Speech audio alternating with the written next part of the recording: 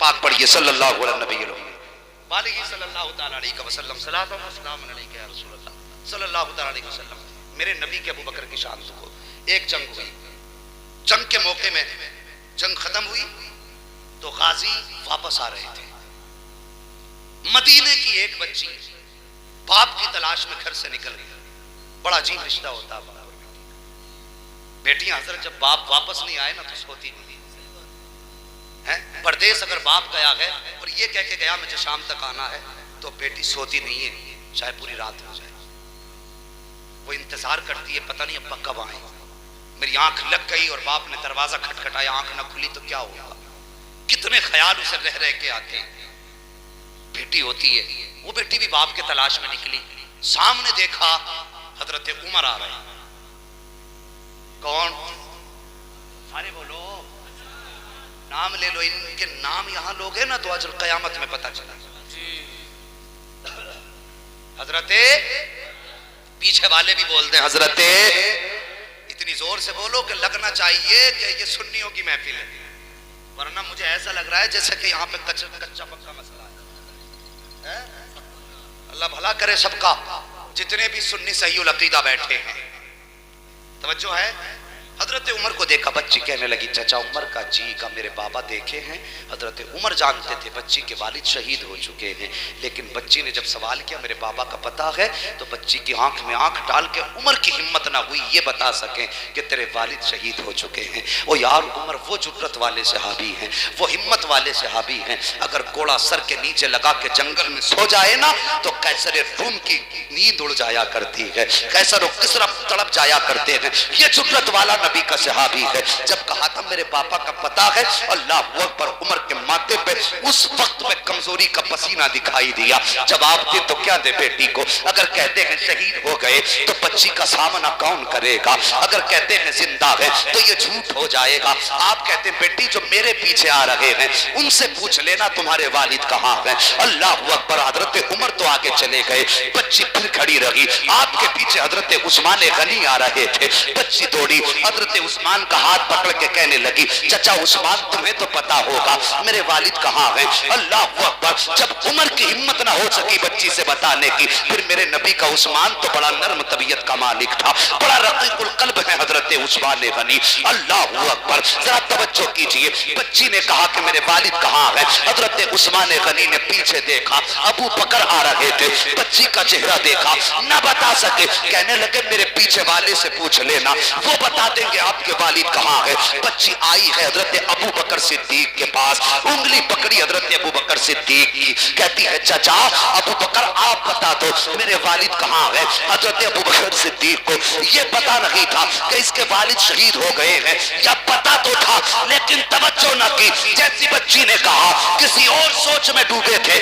بچی نے یہ کہا کہ چچا میرے والد کہاں ہیں. حضرت ابو بکر کی زبان سے نکل گیا بیٹی پیچھے آ رہے ہوں گے, بیٹی پیچھے آ رہے ہوں گے. اتنا سنانا بچی نے, بچی خوشی سے اچھل جاتی ہے. میرے والد زندہ ہیں, پیچھے آ رہے ہیں. ابو بکر نے بتایا ہے, ابو بکر نے بتایا ہے. اتنا کہہ کے ابو بکر تو چلے گئے. ادھر رب نے فرمایا ملک الموت اے اسرائیل جی رب جلیل کا جس صحابی کی روح لے کر کے آیا ہے جا کر کے واپس اس کے بدن میں ڈال دے. اللہ اکبر. ملک الموت نے کہا تھا یا اللہ یہ تو تیرا قانون ہے, جب کسی کی موت آئے گی وقت پہ آنی ہے, نہ ایک لمحہ پہلے آئے گی نہ ایک لمحہ بعد میں آئے گی. یا اللہ اگر روح واپس ڈال دی تو تیرا نظام بدل جائے گا, تیرا قانون بدل جائے گا. اتنا جیسی ملک الموت نے عرض کیا ہے رب کا دریائے کرم جوش میں آیا.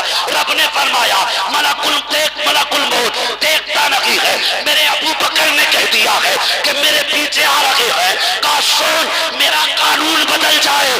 یہ تو گوارا ہو سکتا ہے, نبی کا صدیق جھوٹا ہو جائے گوارا نہیں ہو سکتا. نعرہ تکبیر, نعرہ رسالت, فیضان صحابہ اکرام, فیضان شہید کربلا, نعرہ تکبیر, نعرہ رسالت.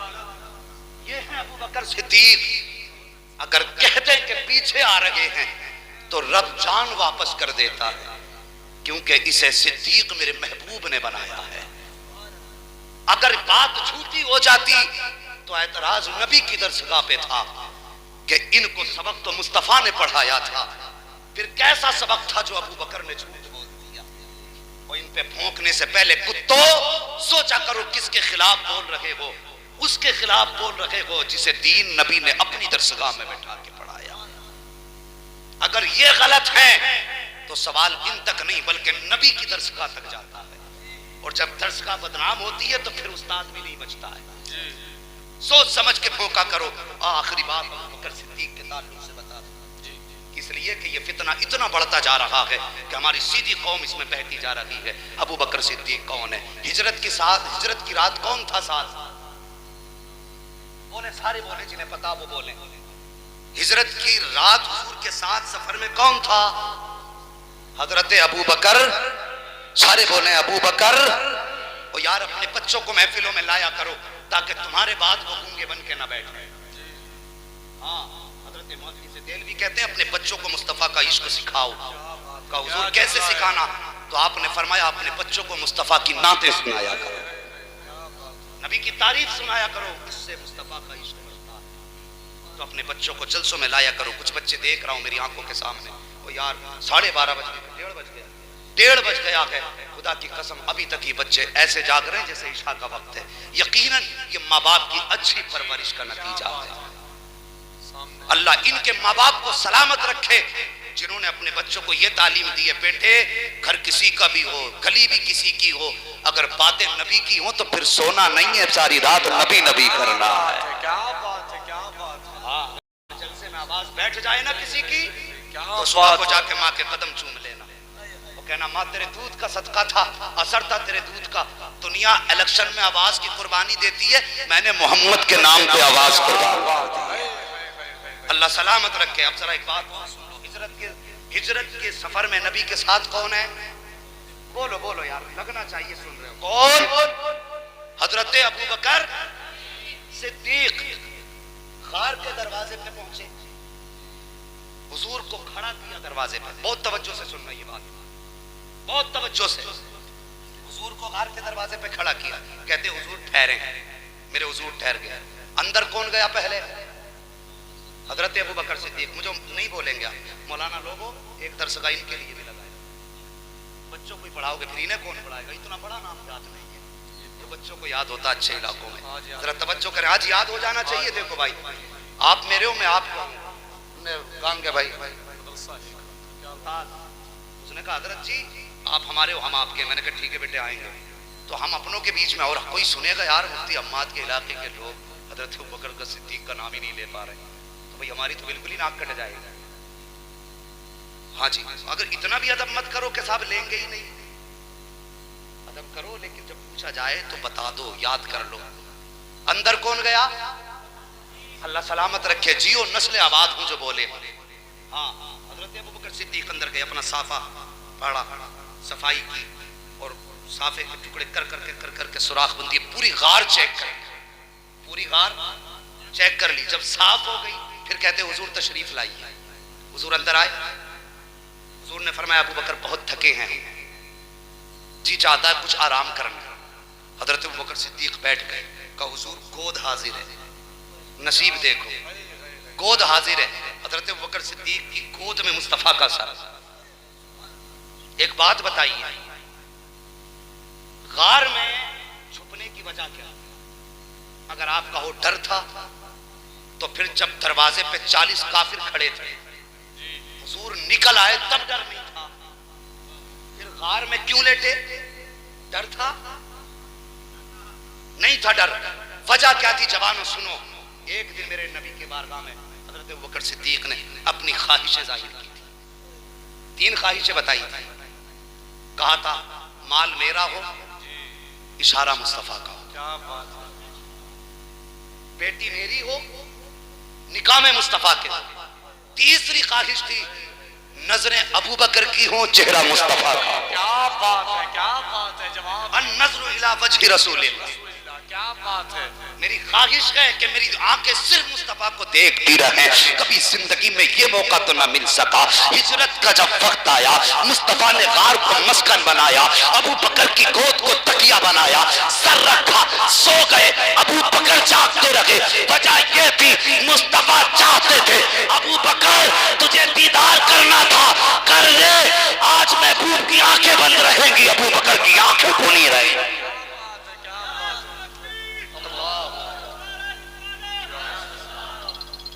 یہ تھی وجہ، دیدار کرانا تھا ابو بکر کو۔ اب توجہ کریں، سانپ نے کاٹا، وہ لوگ ایسے نہیں پھر سلام پڑھ لیں اگر کہو تو پھر بولیے ذرا، سانپ نے آنکھ میں آنسو آئے، ٹپ کے مصطفیٰ کے چہرے پر آنکھیں کھولی، ابو بکر کیوں روئے؟ حضور لگتا ہے کسی کیڑے نے کاٹا ہے، زہر پھیل رہا ہے، مصطفیٰ نے لعاب دہن لگایا، شفا ہوئی کہ نہیں؟ کیا بات ہے بھائی؟ جن کے تلووں کا دھوبن ہے آب حیات ہے وہ جانے مسیحا ہمارا نبی۔ اور یار بلا وجہ میں بریلی سے عشق نہیں کرتے ہم، اس لیے نہیں کہ وہاں پہ کئی مزار ہیں، اس لیے نہیں کہ وہاں پہ خوشبو اچھی آتی ہے، نہیں، بریلی سے اس لیے پیار کرتے ہیں کہ بریلی میں وہ لیٹا ہے جو ساری زندگی مصطفیٰ کی عظمتوں پہ پہرے دیتا ہے۔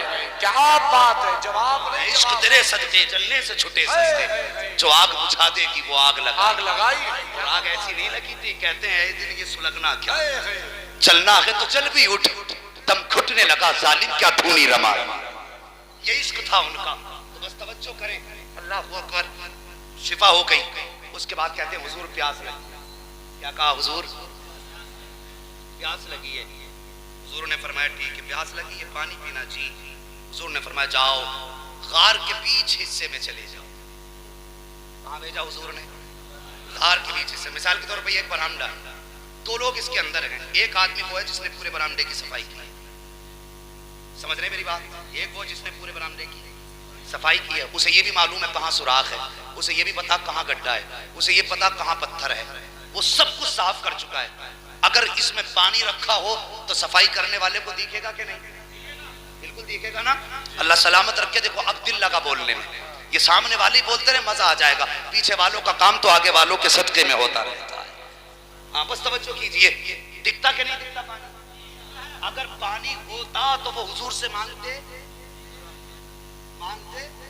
نہیں مانگتے، اگر پانی اس وقت غار میں ہوتا تو حضور سے نہیں مانگتے، لیکن کہتے حضور پیاس لگی ہے۔ میرے نبی نے فرمایا ابو بکر بیچ غار میں چلے جاؤ۔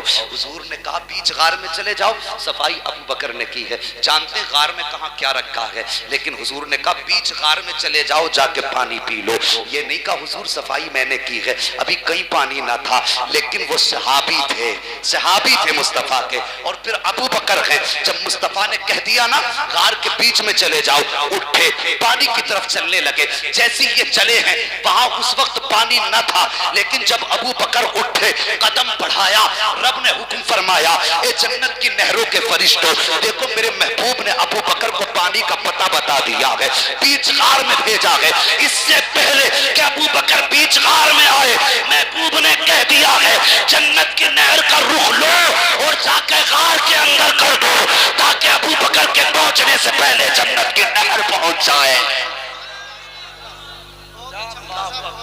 اب توجہ کریں، پانی آیا کہاں سے؟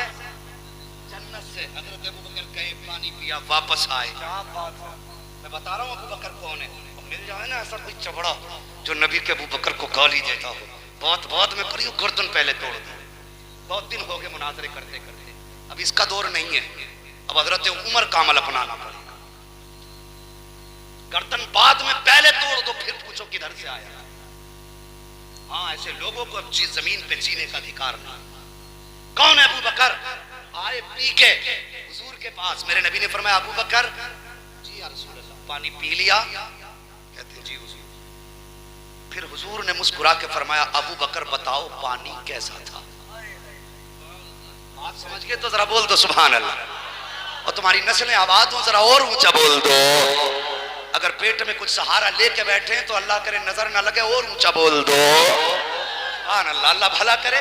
بس توجہ کریں، حضور نے فرمایا ابو بکر پانی کیسا تھا؟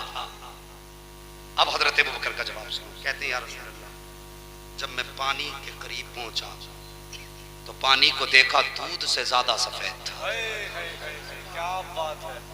جب میں نے اس کو اٹھایا ہاتھ سے پکڑا تو برف سے زیادہ ٹھنڈا تھا۔ تیسری بات فرماتے ہیں جب میں نے منہ سے لگایا ابھی ناک کے قریب تھا، حضور مشک سے زیادہ بہتر خوشبو آ رہی تھی۔ چوتھا وصف بتاتے کہتے حضور جب پیا تو شہد سے زیادہ میٹھا. زیادہ میٹھا. کتنے وصف بتا دیے؟ دودھ سے زیادہ، بولو دودھ سے زیادہ، شہد سے زیادہ، برف سے زیادہ، مشک سے زیادہ، خوشبودار. یہی پانی ایک ذات کے پاس اور آیا تھا. کیا بات ہے. وہ ذات میرے نبی کی پیاری امی سیدہ آمینہ کی ذات. کیا بات ہے. اللہ رحمت نازل کرے نبی کی والدہ کی قبر انور پر. حضور کی ولادت کے وقت جو پانی ان کو پیش کیا گیا، ان سے پوچھا آمنہ پانی کیسا تھا؟ فرماتی دودھ سے زیادہ سفید تھا، مشک سے زیادہ خوشبودار تھا، شہد سے زیادہ میٹھا تھا، برف سے زیادہ ٹھنڈا تھا. میرے نبی نے فرمایا ابو بکر یہ صفت تھے؟ جی یا رسول اللہ. اس کے بعد آقا فرماتے ہیں ابو بکر پتا یہ پانی آیا کہاں سے تھا؟ اب جواب سنو. پانی غار میں نہ تھا. نبی پوچھ رہے ہیں ابو بکر کہاں سے آیا؟ کہتے ہیں اللہ و رسولہ عالم، اللہ اور اس کا رسول ہی جانتا ہے. آقا پتا نہیں، یہاں تو تھا ہی نہیں. آیا کہاں سے؟ غیب یا تو رب کو ہے یا رب کے بتائے سے مصطفیٰ کو ہے. اس کی خبر یا تو رب کے پاس ہے یا پھر مصطفیٰ کے پاس ہے.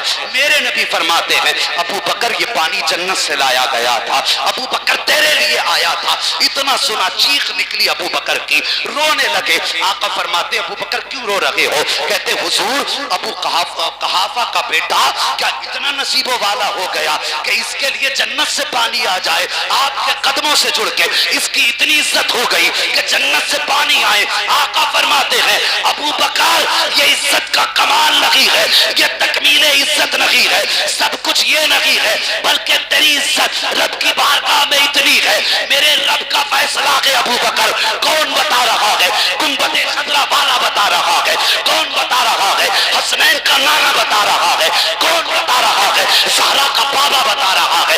آقا فرماتے ہیں ابو بکر تیری عزت رب کی بارگاہ میں اتنی ہے، اس کا فیصلہ ہے. ابو بکر اگر کسی کے نام اعمال میں 70,000 نبیوں کے نیکیوں کی برابر نے کیا ہو لیکن اس کے سینے میں تیرا بغض ہو، رب فرماتا ہے میں اس کو جنت میں داخل نہیں کر سکتا. اور سن گناہ